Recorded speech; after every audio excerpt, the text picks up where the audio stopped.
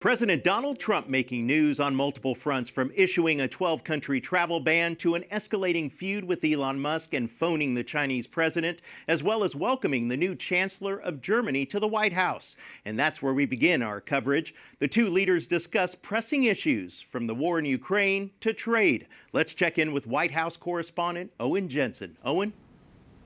Eric, we'll start tonight with a couple of key facts. Germany is Europe's biggest economy, exporting $160 billion worth of goods to the U.S. last year, about $85 billion more than the U.S. sent to Germany. And that trade deficit President Trump wants to erase. President Donald Trump greets German Chancellor Friedrich Merz outside the entrance to the West Wing. From a distance, I was able to shout my questions.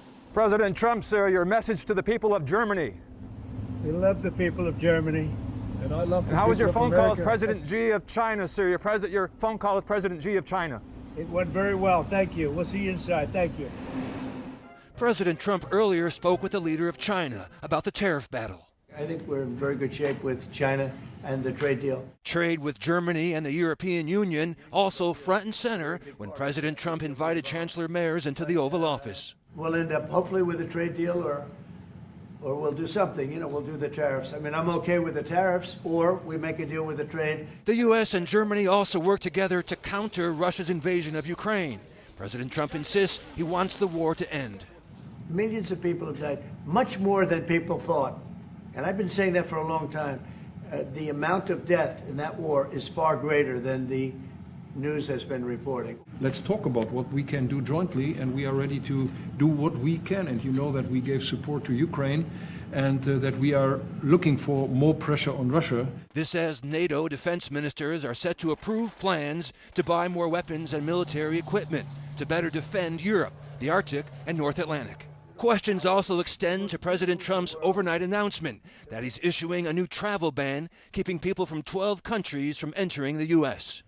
The recent terror attack in Boulder, Colorado, has underscored the extreme dangers posed to our country by the entry of foreign nationals who are not properly vetted, as well as those who come here as temporary visitors and overstay their visas. We don't want them. Although the Boulder suspect hails from Egypt, which is not one of the banned countries. Critics argue the list of banned countries also does not make sense because it ignores places like Saudi Arabia, where most of the September 11th terrorists came from. Seems to me like he cherry-picked which brown people he wanted to exclude. They do have a responsibility to act responsibly in terms of who comes into the country, but we'll see where this all shakes out. President Trump also says he invited President Xi to visit the U.S., and President Trump has been invited to China. Now, the two world leaders spoke for about an hour and a half this morning, and they agreed to have their trade teams meet very soon. At the White House, Owen Jensen, EWTN News Nightly.